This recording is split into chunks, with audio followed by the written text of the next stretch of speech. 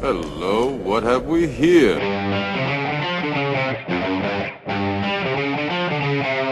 You're wrong. Damn! What the hell was that? Game over, man. Game over. You're wrong. You finished? Well, I didn't think you had it in you. I'm your huckleberry. Greetings, boys and girls, lemurs and squirrels, and welcome to the Week in Geek, a wholly owned subsidiary of Free Range Idiocy, wherein we present our midweek dose of geekery for you on Week in Geek Wednesday, which, if you've been keeping track, it hasn't been published on Wednesday. I am really hopeful for this week. I am hopeful. Hope springs eternal, or so do hemorrhoids. Basically, we are going to go around and find all the best stuff that the man they call Tim scraped off the bottom of the interweb shoes, and we're going to tell you exactly how I feel about it. I am your Uncle Todd, and with me, as always, is the lead editor, chief bottle washer, and chat GPT wizard of the Week in Geek. I give you the man they call Tim. Greetings and salutations, my friend. How are you? Mazel tov. I'm doing great. How about you? I'm good. I'm good on this fine day that we have chosen to record. I am up and at 'em, ready to go, full of energy. I know. Would you look at this? Like, there's still daylight coming in. I know. This is gonna be actually here. Hang. Jeez, look at that. We can actually see tree branches, and Ugh. there is life out there. Feels unnatural, I tell you. It's an abomination. It's 6:11, and you're watching Perspective. It's like, yes, folks, we finally tapped out. We are trying to go earlier and earlier when we record because, by God, the last few weeks have been a testament and a test of our stamina and ability to survive the next day. So, Ladies and gentlemen, we have officially gotten too old for this shit. That's basically what's happening. There are a pair of Danny Glovers right here where we can't hang. I mean, the man they call Tim is drinking decaf coffee to start this thing off. He's going to be asking for a senior discount on something by the end of this show. I shall. Oh, Like well. my happy hour discount. You know what I mean? Yeah. So, As long as we have to put out a silver alert, we're all right. So, what do we have going on in the Week in Geek this week, sir? What do we have? What do we have? What do we have? well, I just got to touch on two quick things here. One, weekend hijinks.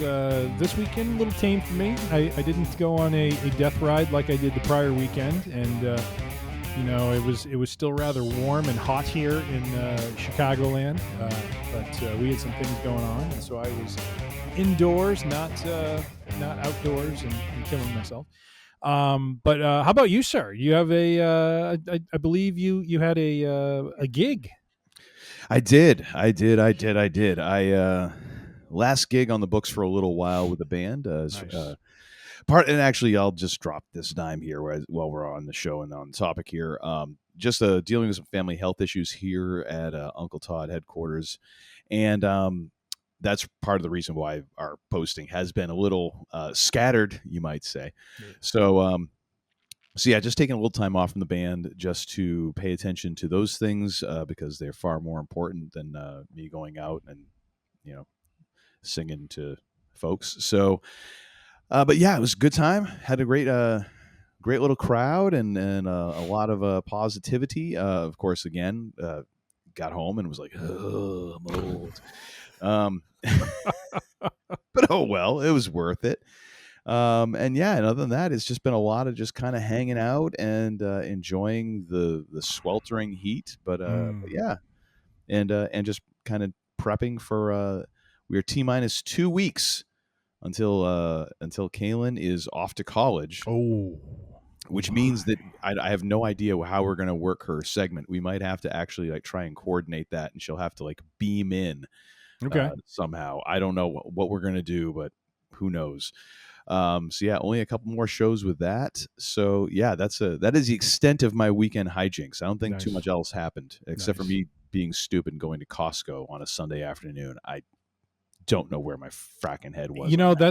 That's right up there with the death ride. You know what I mean? It's either go out and ride in 100-degree heat or go to Costco on a Sunday. So yeah, either of those things are harmful and hurtful once. And sadomasochistic as well. I mean, I might as well have just gotten out a cat of nine tails and Yes. said I'm a very, very bad boy. Whack, whack, whack. You know?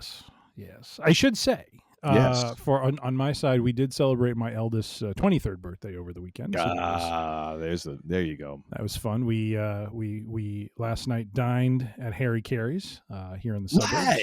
Hi.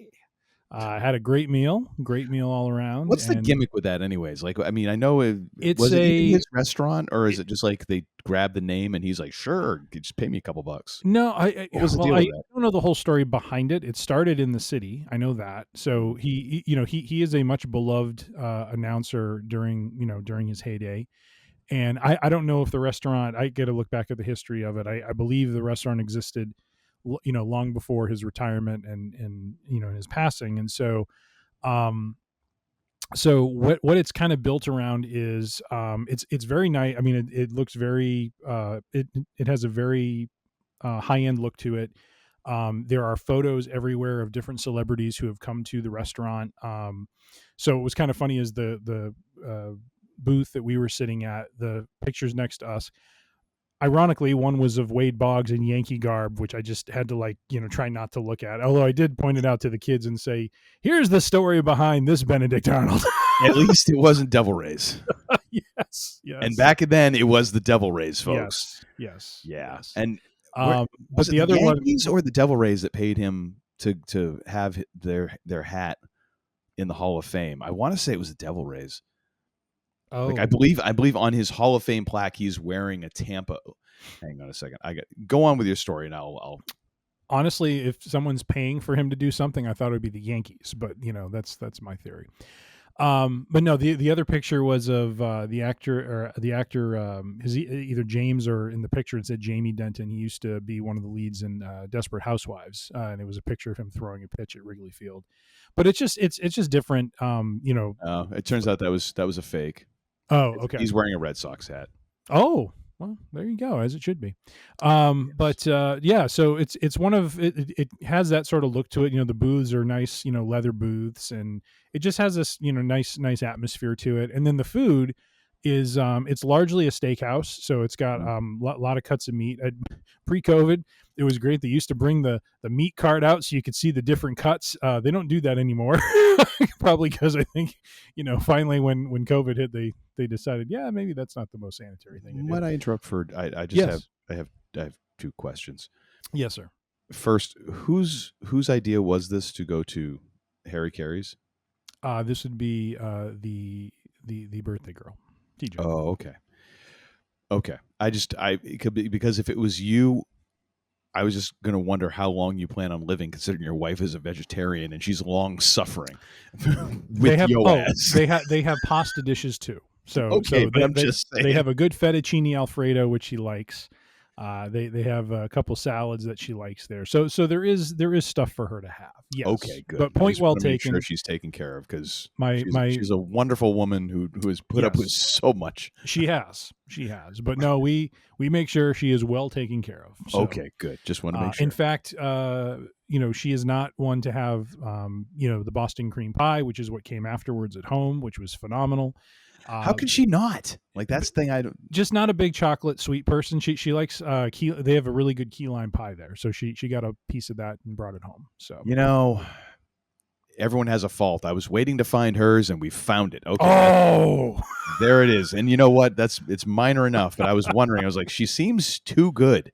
It doesn't. There's got to be a flaw somewhere. Key lime pie is good. What do you mean? You don't like it? No, but I'm saying, like, not a sweets person like that. I found it. I see. I found the crack in the armor. Then again, I say that because I'm a complete sweets whore. Like I lose all self-respect around like anything with sugar in it. It's bad. As I explained to Uncle Todd, I after my 50th birthday, I decided to come up with a concoction where I took the leftover chocolate frosting from the Boston cream pie and the leftover pudding filling that goes in between the two cakes that make up the Boston cream pie. Mm-hmm. You take a scoop of the chocolate, you then take a scoop of the pudding on top of the chocolate. You right there have now created the Boston cream heavenly bite. It is phenomenal. It is just That is very such- unhealthy and very just Such a fat kid thing. Like, oh my gosh. And I say that as someone who grew up as a fat kid. Like that is fat kid stuff right there. Oh yeah. That's what that is. And I say that as someone who's still to this day, like if there's leftover frosting, like in a little canister, I will just go in with a spoon, just be like, yep, and just spoonfuls of frosting. Like, yep.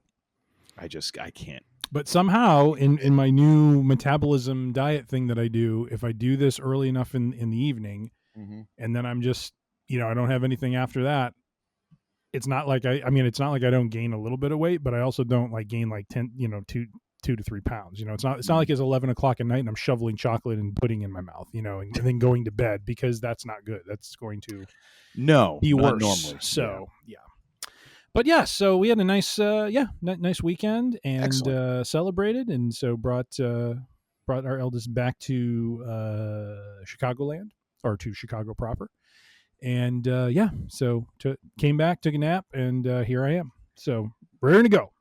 Now, the second thing, I don't know if your I don't call it a deal, your proposal still stands or not, but I need to start getting going on the league here, and I need to know, are you in or are you out? Last week you said if I put one of my belts on the line, is that what for this is? 1 month? That's all. Like, you get it back. It's not like I'm going to abscond with your belt. I'm not going to ship it over to you for 1 month. I told you I would pay to ship it back. It's even Steven. Oh, I don't know. Look at this guy. Look at paper champion.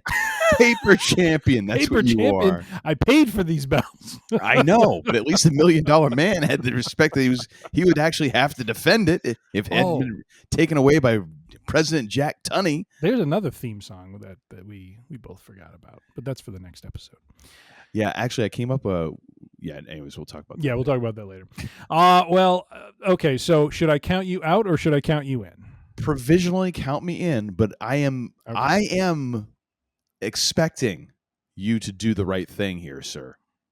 I'm expecting you to do the right thing. And by the right thing, what do you mean? That when I thrash you this season, that the Winged Eagle belt is going to reside with me for 1 month. That is the right thing. I have not agreed to this. You have not, but you know what? That's what a real champ does, is they actually defend the belt. Well, my friend, I'm sorry. I don't think I can go that far. But let me you son of a bitch. Let's talk offline and see if there's something else we can negotiate. Because we'd certainly love to have you join us. So anyways, all right, well, let's move on.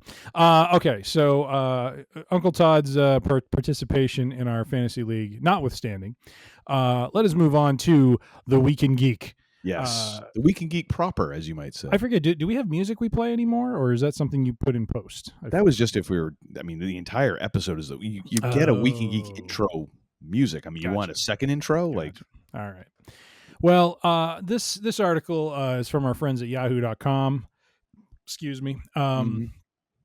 Although in the article itself, the logo says superhero hype. So I don't know if it's superherohype.com or something. I don't know.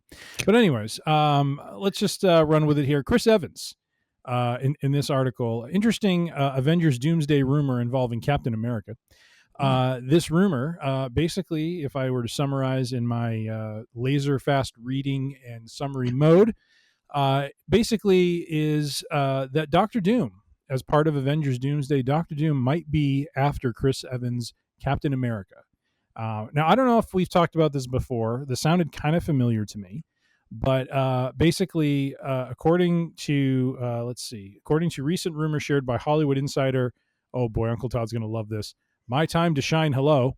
What the fuck is that? I don't know. I'm okay. I am not some Luddite who is stuck back in the days of the mimeograph machine. Back in my time.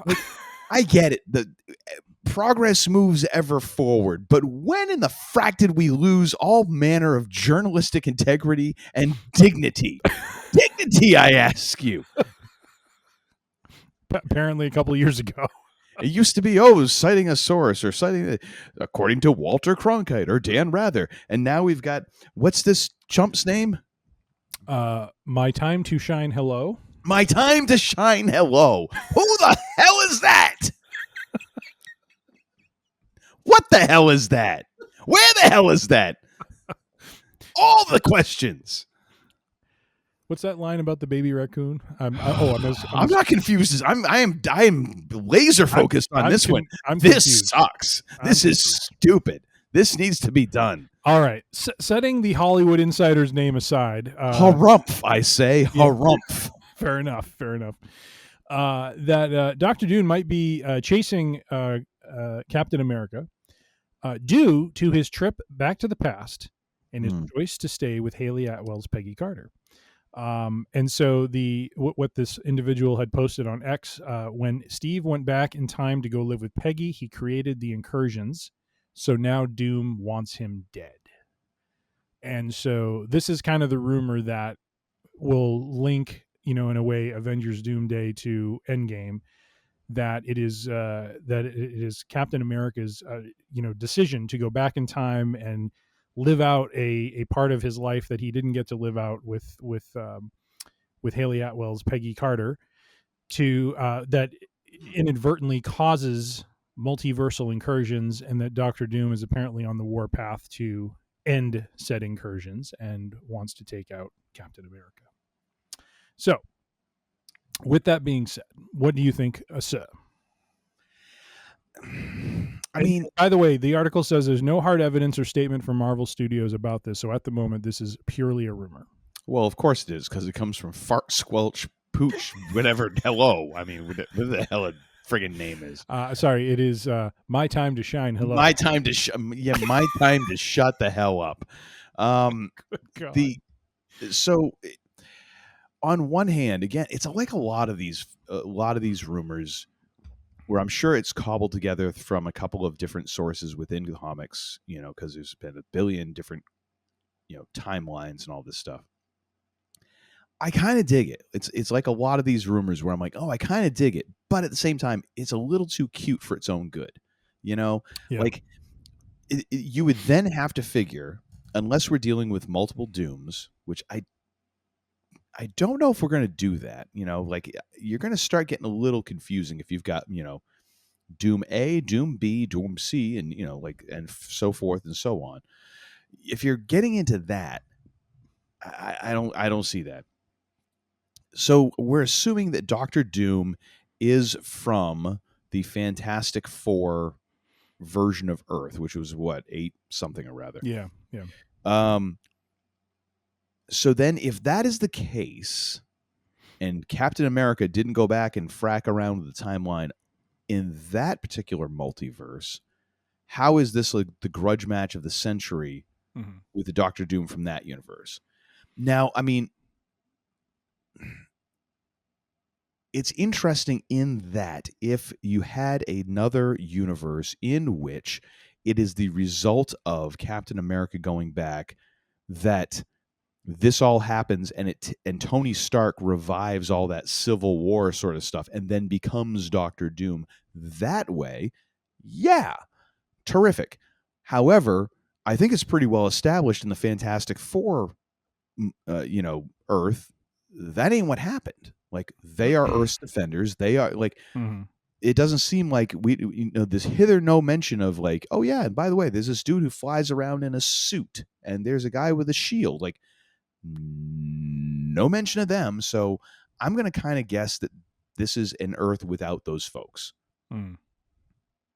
I feel like there's way too much explaining that you're going to have to do in a movie, in a timeline and in a storyline where you're already going to have a lot of explaining to do.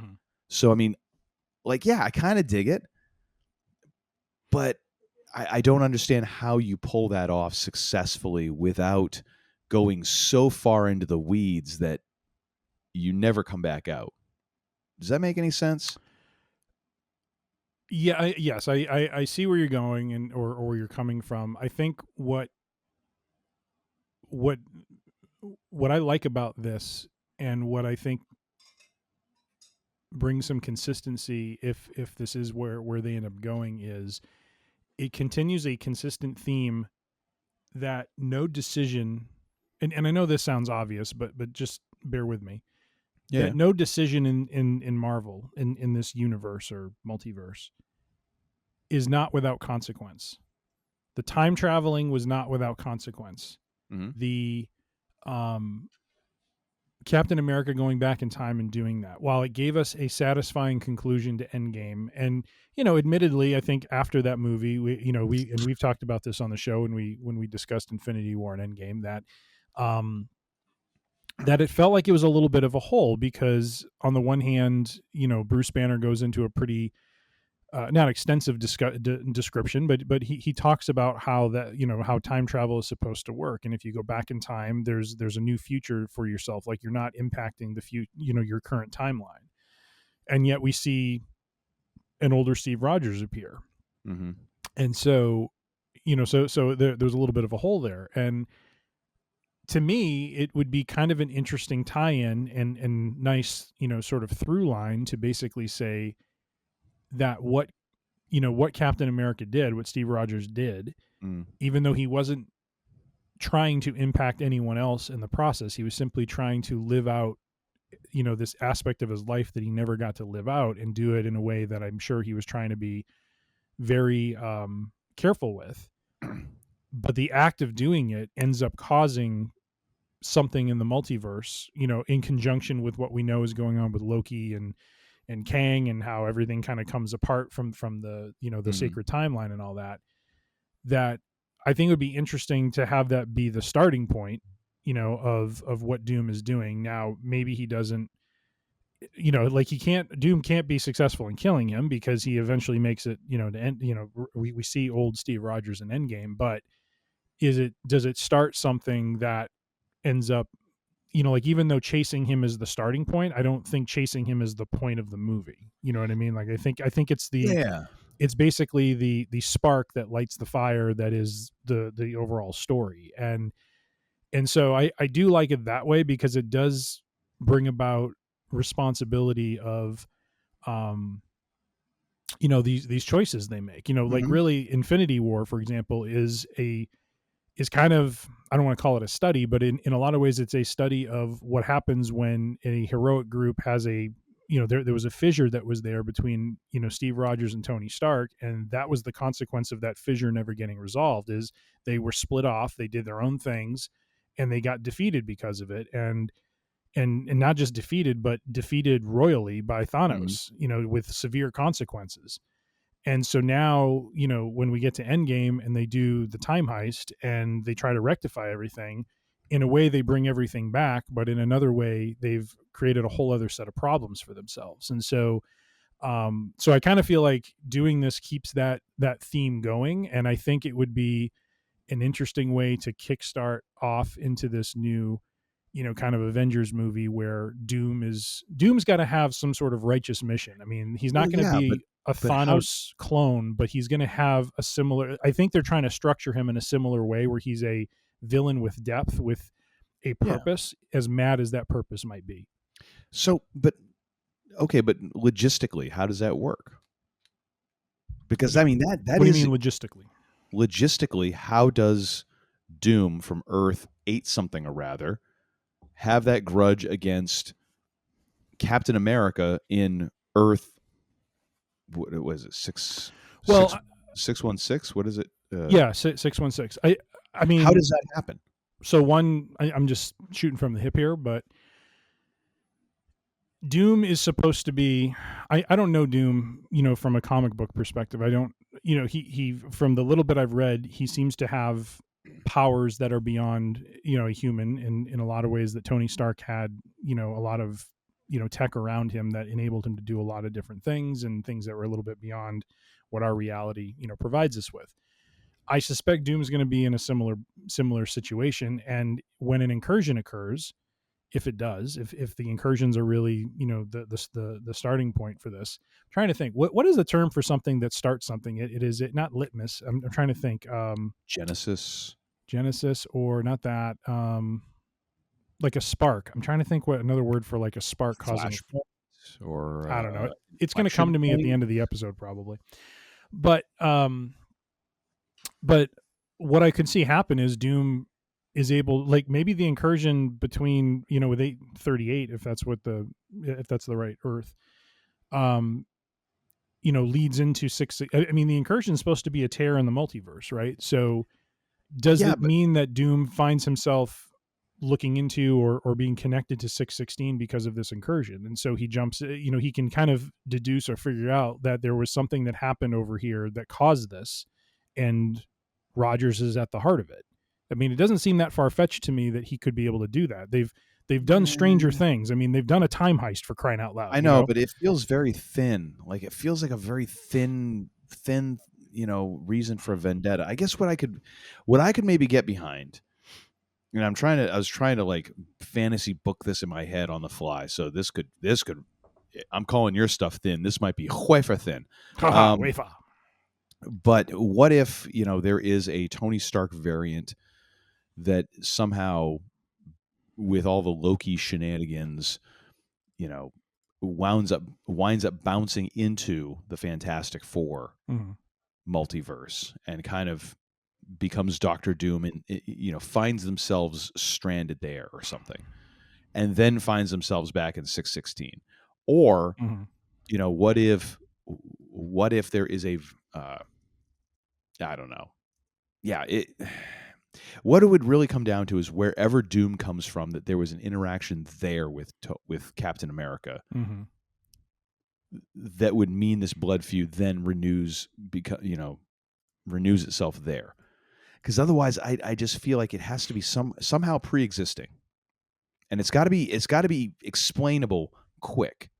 Like, you don't want to spend 30 minutes, 45 minutes of a 2.5 hour, 3 hour, 2.5 hour movie on the backstory. Like, it's got to be referencing something that fans are like, yes, got it. You know what I mean? I do. I mean, yeah, it another still way. feels Okay. So to fit what you just said, what if, because we still don't have an answer to this, but what if Earth 838, that multiverse ends up getting, like, we in our Real and Jabroni thought the end of Fantastic Four First Steps was going to be the destruction of their universe, and that they were escaping and landed in Earth 616. What if that's still the case? What if it is, at the beginning, there is some event that is not explained, and Doom is now, again, you have to establish Doom and establish kind of his motives and things like that, but I'm just kind of spitballing here.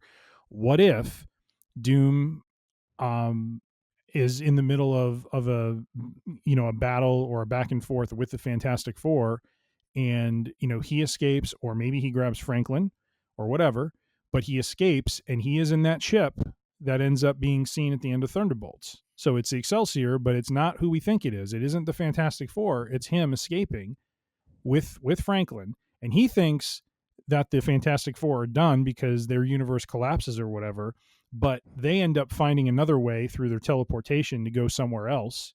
Yeah. You know what I mean? Like, I can see a way you could do it. I can't sit here and completely come up with not only just the start. And by the way, the word I was looking for was catalyst. He's the catalyst. Yes. You good. So I don't have a really good, story to follow all of that, but I'm just saying that I think if I can see a storyline play out where Rogers is the catalyst for a chain reaction of events that Doom, starts to hold him responsible for, because he, as part of his character's, the way he's knit is to bring order. And again, from the comic books, what I'm to understand is he possesses great power to the extent that he wants to create his own vision or reality of what the multiverse should be.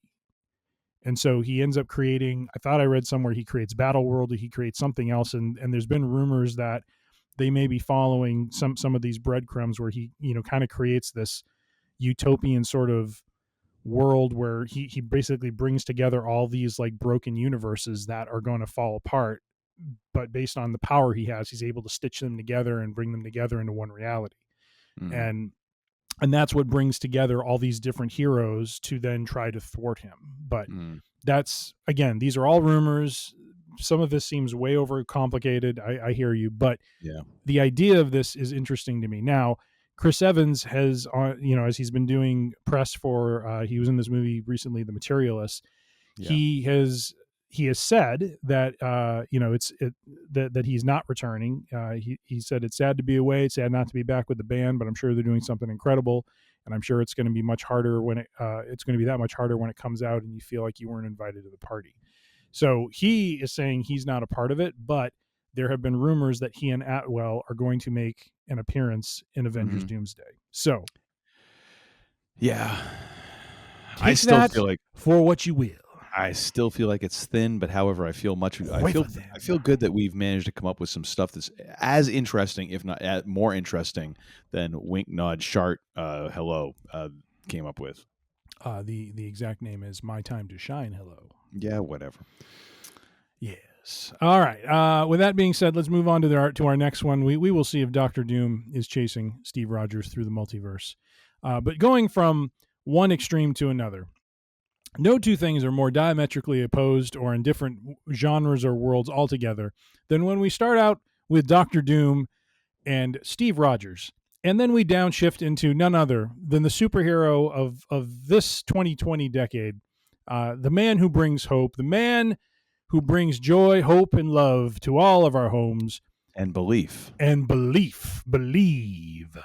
Ted Lasso, Season 4, finally gets a release window, ladies and gentlemen. That is right. We are going to have a fourth season to the beloved series. If you have listened to the show from the early beginnings, we are... Well, actually, I was a big proponent of this show. Oh, here we go. No. This is not to denigrate you. I just want to make sure the order of events along the way. The order of events is accurate. I started watching this. I brought it up to you. I said, "Hey, you should go watch this. I think you'd really like it." And eventually, you and your wife did, and you actually really enjoyed it. And that makes me happy. We just finished our fourth watch through. That makes me happy because it is genuinely probably one of the best shows. I mean, if I were to give you kind of, at least lately, what my top shows are, the top two would be Schitt's Creek and Ted Lasso, because they both are probably some of the most hopeful and joyful shows about the way we kind of wish life could be. Well, it's I laughed, I cried. It made me want to be a better person. Amen and amen. Well, it's a whole lot from a comedy, We're about to have another dose of Mr. Lasso's belief, because we are going to have a season 4 that is, let's see. This is quoted from, let me just get the name of the person I see. Oh my gosh, who's this Yahoo? Warner Brothers Television Group CEO Channing Dungey sat down with Variety to talk about some other titles they're going to release, and they talked about Ted Lasso, and Dungey said the exact date is yet to be defined by Apple TV Plus, but at least he said the show is set to return in 2026, specifically in the second quarter of the year. So we're going to get second quarter of 2026. We will have Ted Lasso Season 4, which is good, so that gives me enough time to do a rewatch of the first 3 seasons before then. But thoughts on this date, sir? Oh, I'm so excited. I'm so fracking in on this. It's not even funny. We just finished watching through for the 4th time, and my wife managed to fall asleep for the entirety of the from the 5 minutes in of the season 3 finale, and she's like, "I think I've completely fell asleep. We'll have to watch again." I'm like, "All right." Twist my arm. Sure.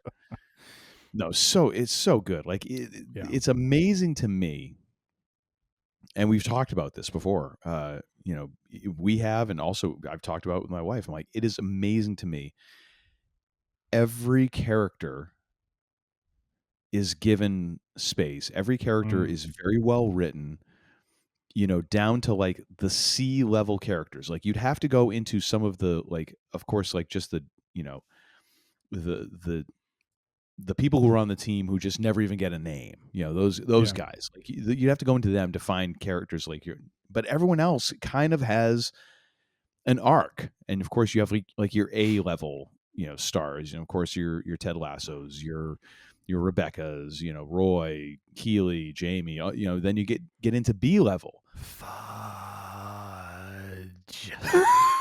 So good. And then you get into like, you know, your B level characters, but even then you get to C level characters, like characters who only are in for like an episode or two, and like you get to like Akufu, Mm-hmm. like is so well written and acted and performed that Mhm. like it is a full-fledged character, even though you only see him twice in the whole show. Yep. But yet it is just there, and it's like that is so good. Can I say a D level character? Yeah. The old man who's giving him crap every single day when he's going to take, Wanker! and Yes. at the very end, the respect, like Mhm. that. That payoff of just that complete character who you just see on a couple of occasions. Not a couple. You see him often, but I mean, it's like he has no other purpose other than to make fun of him. Well, he And shows up a bunch of times, but when- and it's actually like even in the second season, he Yeah. starts kind of coming around because it's like when Ted's anxiety comes out and Mm. he reads in the Riot Act and all this about like if my father had anxiety and you know we wouldn't be talking German right now, and he's like yes Mm. sir, and he's like just do the thing, it'll be all right. Yeah. Or something Yeah. like that. Like you can see like that. And that's the other thing. Like everybody kind of has a little bit of a story arc, even if they're not really, it's all that much. Even like the three soccer hooligans kind of have this thing, and like it's an they started amazing out as show. bit characters and became, more Yeah. full fledged as the show went. Oh yeah, that was Yeah, no, phenomenal. it's so great, Yep. so great, and so well written, Yep. just amazing. Yep. Yeah. Oh, I So- can't even. I'm hoping, I'm fervently hoping that this is not just one standalone season. Maybe they've got enough for us for like a 2-season arc. I'm hoping that it's not just one season, Yes, because that would almost feel like a little bit too much of a tack on. Like I want more. I Yep. want more. and by the way, I did not intro this appropriately. This is from our friends at movieweb.com. But I want to read one more quote from Dungy. I'm telling you, it is amazing when you actually feel emotional watching dailies. There's a scene that takes place at an airfield. You see it. It's in the first episode. And I'm telling you that everybody who was watching those dailies was tearing up. I think it's because it feels so good to be back in the saddle with these characters. Mhm. It feels both like a natural bridge and that we've hit the reset button in great ways. New casts we've added are fantastic, and I think people are going to be very excited about this next version of the story. So, we talked before when we talked about Ted Lasso on this show that we didn't need a fourth season, and that really those three were a nice, complete, well buttoned up story. But this is interesting. Like maybe they are taking this as okay, we're going to start a whole new. Like that is a book, or maybe that's 3 chapters of a book, and now we're starting a new chapter, and they're just gonna bring some of the same characters in, but we're gonna have some new folks, and I think it'll be interesting. I think it'll be very cool to see, and I'm really curious what themes they kind of hit on, because what made this show great was, like you just said, is the way they hit on themes that are very relatable to a lot of people. And relatable on a level of human interaction, forgiveness, kindness, the way that people treat each other. I really think there's still room for them to explore some of those themes, but they did a wonderful job in those 3 seasons. So excited for season 4 and what they have. Yeah, I mean it's a danger. I mean you've had this perfect little gem like that was a perfect arc. And there's a danger of going back and saying, well, let's see what happens next. It's like, okay, well, maybe. But I'm excited. I'm excited just because, I can't get enough of this show. I can just keep on going back and rewatching the damn thing. So nice. Why not? All right, from our friends, moving from Ted Lasso to now another extreme, we're going to bounce from Marvel to Ted Lasso over to the Star Wars universe, and that's where we're going to wrap things up. From our friends at ScreenRant.com, this was an interesting article I found, and I wanted to get Uncle Todd's sage wisdom and thoughts on this one. But this article argues... Are you drunk already? Not at all. Not okay. at all. I've just started to dabble in my Middle West Spirits straight rye whiskey dark pumpernickel. So I'm having a little bit of that, and it is just lovely.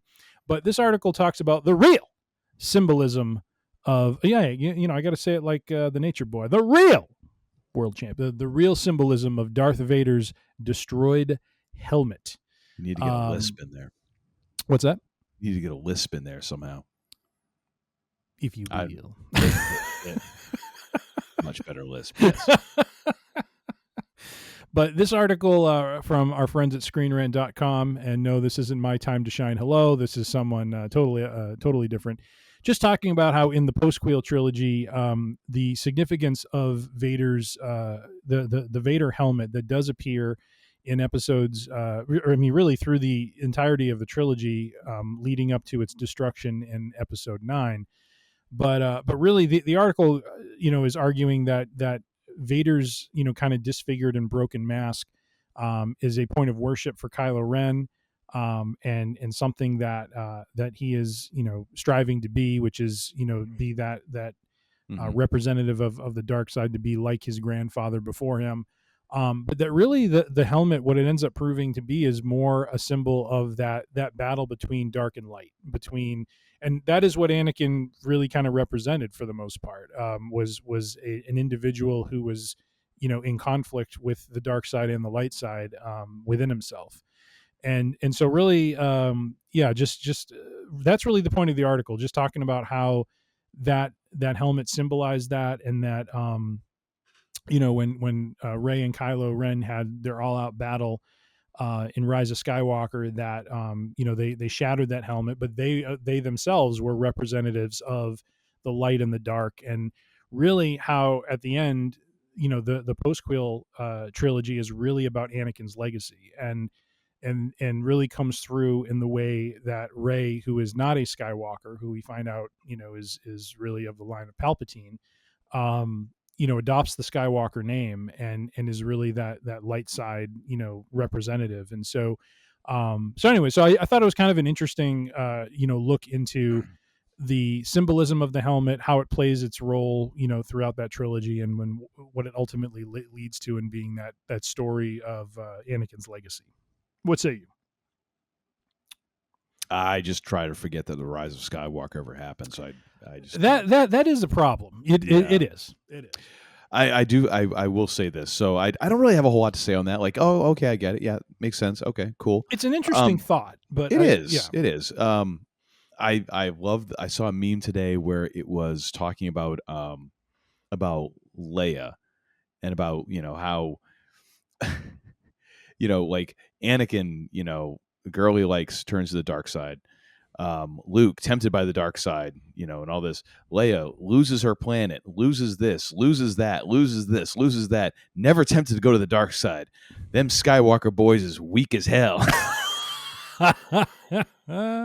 And then you look at like, okay, and then Rey adopts is like, yeah, so far the ladies are leading in this one, Yep. by a margin. Yep. But so no, I mean, it makes sense. Yeah, I get it. You're it's kind of that, it's the legacy, because again, like that is the one problem that they kind of had with a lot of, trying to bring to an end the Skywalker saga, is you have a real hard time escaping the shadow of Vader. Mm-hmm. And it's a good and a bad thing. Like it obviously George Lucas came across, and the costume designer and everybody who associated with that, James Earl Jones, all of them came up with one of the greatest bad guys, if not the greatest bad guy in movies. Mm-hmm. Iconic, referenced left, right, and center in other movies. You can't get away from Darth Vader as the bad guy. Unfortunately, if you're in that universe and you're trying to move forward, it's really hard because that shadow looms large. And the toughest part, I think, is the fact that, like, and here's something I hadn't really thought about. Mm-hmm. One of the things that kind of pisses you off when you get to the end of, Rise of Skywalker, and you're like, oh, we're bringing Palpatine back? Like, we're cloning? Like, I think people would have at least been, if it was like a psychotic, rabid Vader clone. Yeah. People would have been like, this is lame, but at the same time, that's kind of cool, like, but with Palpatine, you're just like, oh, come on. Yeah. Like, really? Where, because Palpatine was, he's the emperor and all that, and he was kind of cool, but it's like, no, I don't need this. Yeah. Don't need this. Like, this is silly. yeah, Vader's inescapable, and it's the tough part about Star Wars is trying to get away from that. Yeah. Um, Yep. And yeah, unfortunately, it kind of dragged that post-Quill trilogy down with it. It did. And, we've chatted about, and I actually have to go back over, because in prior episodes, I think we started conversations, and maybe this is a future discussion point for the Week in Geek or a Free Range Idiocy Friday is, really, like you said, that they're having to lean on the crutch of Palpatine for that last movie. Oh, yeah. And the fact that they had built in, and I think Adam Driver has been on the record of saying this, that his impression when he started filming for episode 7 was that this trilogy was going to be in a lot of ways like an inverted version of 4, 5, and 6. That if 4, 5, and 6 was the story of Vader being at the apex of his power and finding himself and going back to the light side, this is now going to be a story of Kylo, who starts out in this sort of weak, torn place and builds up to a place of being at his apex of power as a dark side, user. Yeah. And that's why I really question and wonder why they felt the need to go with Palpatine when they could have had a very unique ending to that trilogy with Ren in a lot of ways ascending to the throne. And, maybe it doesn't end in a way that has to be, finality, but it's, because Kylo, dies at the end and Rey adopts the name and she's moving forward carrying the torch of the Jedi. But I just wonder if they had ended it in a way where Kylo reigned supreme, but Rey was also there, and that it was just almost like the starting of another chapter of the struggle between light and dark. If that could have been a satisfactory conclusion, but it's just they abandoned that for essentially, retelling the story of, really Return of the Jedi. Return of the Jedi. Yeah. You okay over there? oh dear Lord, folks! Uncle Todd is off his nut. Well, anywho, sounds like we should adjudicate this in a future episode. I don't know that my nerves can stand it, honestly. I just want to do it to see if you actually just lose your absolute crap on the air. I'm so glad that I can amuse you in this way. I just want to see if I can drive this sucker insane. Do it. All right. Well, we move from Anakin's legacy and the symbolism of the Vader mask to finally an article I came across. It was actually last month, and it's kind of interesting because it talks about how, with the return of Jon Favreau directing the Mandalorian and Grogu movie, that the future is quite bright for Star Wars in 2026 when this film comes out. And one of the points of just one of the points the article makes about this, about why Favreau directing this is a reason to have hope, really goes back to an episode that he fully directed in Mandalorian. I think it was season 2, called I think it's season 2, episode 9, called The Marshal. And this is one that takes place on Tatooine with the Krayt Dragon. It's just about a 1 hour long episode. But the article talks about or makes the argument that, Chapter 9, The Marshal, is perhaps the closest thing we have to a classic galactic cinematic experience in the form of Star Wars television. It was done, Favreau did this in such a way that it hit all the notes of kind of, classic Star Wars. Like the article is basically saying Favreau understands the rhythm and the feel for Star Wars. And when he is in charge, when he is directing and leading these things, he tends to produce really solid content, and so that it leads you to be hopeful that what he's doing for Mandalorian and Grogu is going to be in the spirit of bringing a great experience and bringing a great story to bear in a theater setting. And it references, of course, the work he's done on Elf, on Disney's live action adaptation of Jungle Book and Lion King. Oh, God, can we just please forget those? He's always risen. Oh, were those not good? I am I am so live action remakes out, Okay. and I would think that at this point we've apparently the Snow White one was terrible. Kaylin saw it; she's not a fan, Yeah. and I just got a chance to get. I didn't get a chance. I was kind of shanghaied into it of watching the Aladdin remake, which I have been vehemently opposed to watching. I had seen the Mulan remake. The one that I kind of thought was actually decent was Cinderella. I thought that one was pretty good.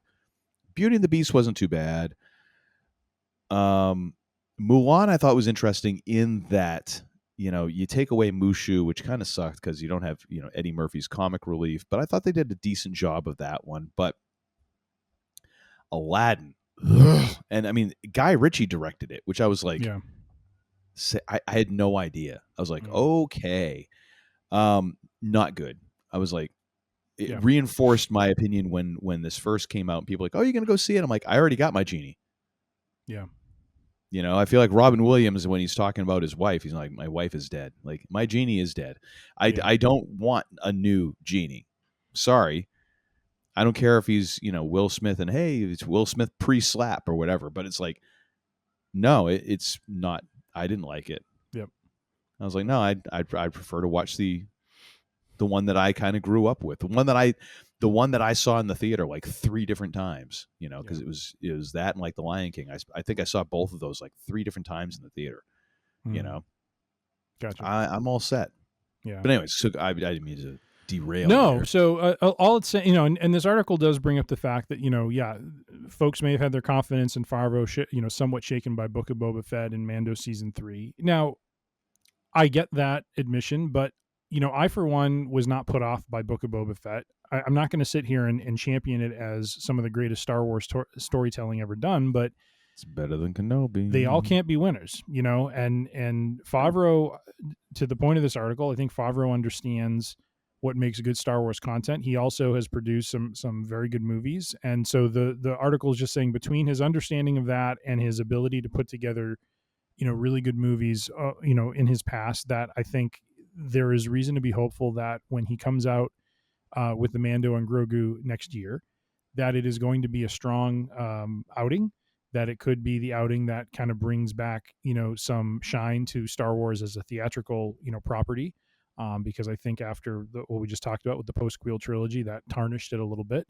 And so, I'm excited for it. It's scheduled to hit theaters May 22nd, 2026, Mandalorian and Grogu.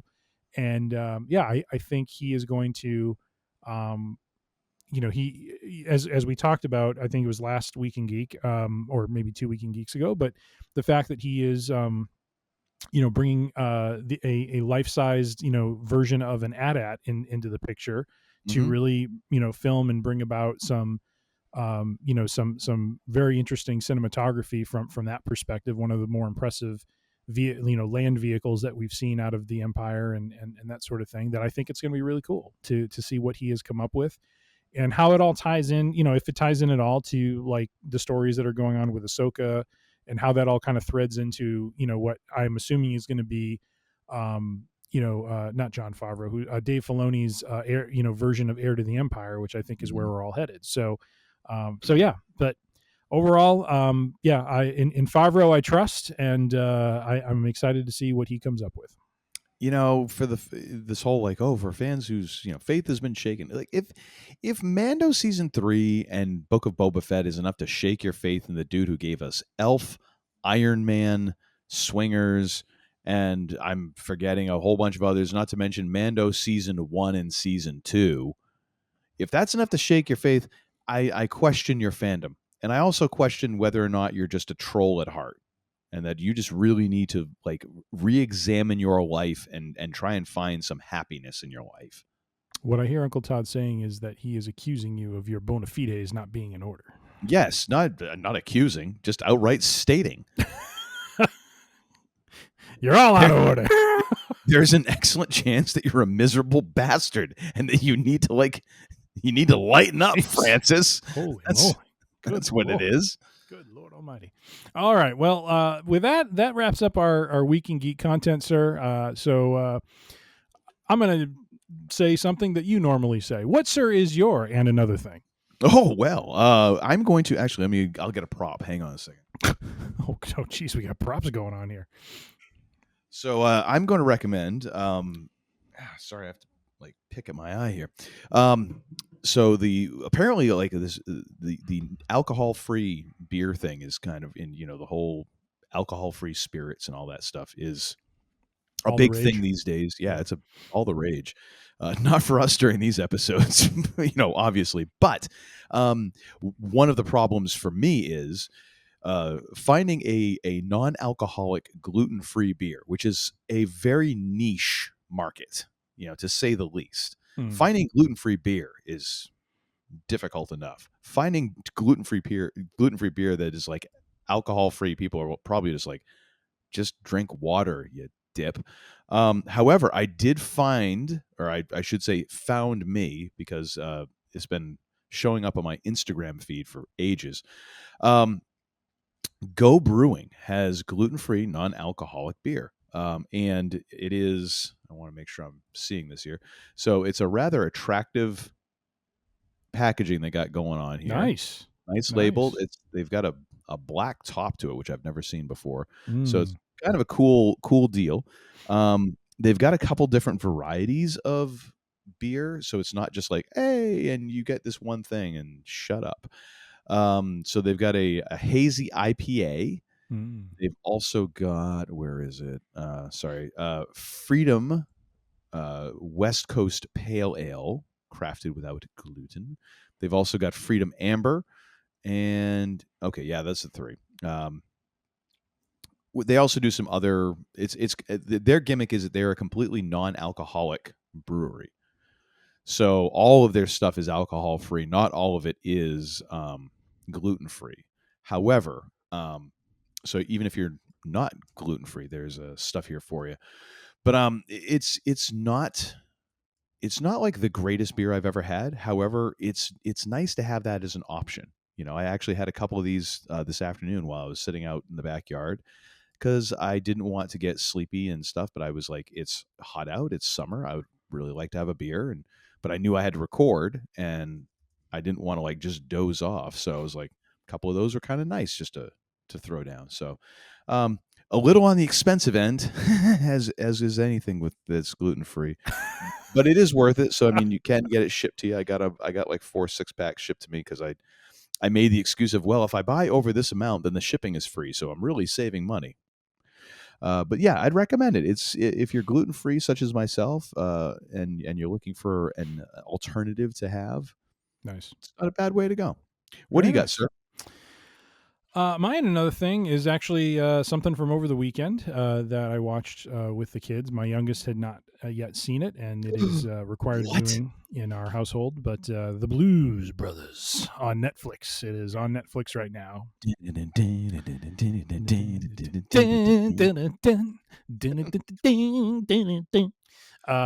Yeah, just a classic of the highest order, and just so funny. We all got a good laugh from it, and man, with some amazing blues music in it as well, like John Lee Hooker. Ho ho ho ho! That is such Oh my gosh, great performance. Oh, that was amazing. Oh. That movie was it, and again, it's why it was criminal they went back and did a sequel, because they just found the right way to thread the music. They had the story. It was the time it was made in. It just, everything just came together for this movie. It was so funny, and just the sequel isn't bad if you just don't watch the movie and you just listen to the soundtrack. Yeah, soundtrack is fracking amazing, dude. Absolutely, and absolutely just killer, and just a great story. About how the ends justify the means. Yep. They all end up in prison. But this is glue. Strong stuff. Oh my gosh. Yeah. My oldest and I were indoctrinating our youngest with all of the lines. Orange whip, 3 orange whips. There it is. But hey, this is car 58. We're in a truck. 55. Sorry. We're in a truck. John Candy, just a great performance. Like, just chewed the scenery whenever he was in it, because he's like, I only got 2 scenes. Oh, the other Carrie line. Fisher. The other line. You got my cheese whiz, boy. whap, grabs it. That Wrigley Field thing was pretty funny. That Yeah, was real great. cute. That was great. That was great. Oh my gosh. Yeah, just so many great How about lines. when the Illinois Nazis, Yes. like they get flipped over the freeway and they're like flying through the air? Yes. One just was like, "I've always loved you." This crash. Well, and that's the point where I had to explain to my youngest, I'm like, this movie is about to enter into the absurdity zone, so hold on tight. I mean, especially when Elwood puts it in reverse and the car like flips end over end and goes flying over. I'm just like, yep, we have entered the absurdity zone. Oh yeah. Oh yeah. And then, of course, I mean, again, there's so many classic parts, but then when they pull up to the tax assessor's office and get out of the car, and the car just immediately falls apart. Or how about when they roll up to the actual tax assessor's office and it's Steven Spielberg? Yes. Yep. Like, all right, sure, Phenomenal. why not? So good. But yes, highly would encourage a rewatch if you haven't as of late. The original, the only, the Blues Brothers on Netflix. Yeah, there was never a sequel. It was only a soundtrack. There was never. You hear me? That never happened. Don't make me get the flashy thing from MIB, because then Will Smith's going to come out and smack the shit out of you too. Then you won't remember it You either. keep that sequel out of your mouth. Keep that sequel out.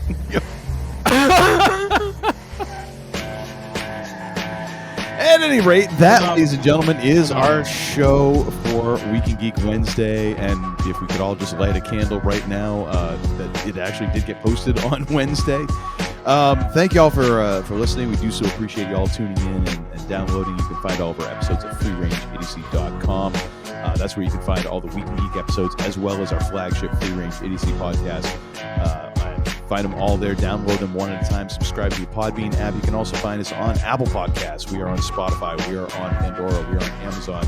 There's a multitude of a cast of thousands, if you will, of podcast purveyors where you can find us.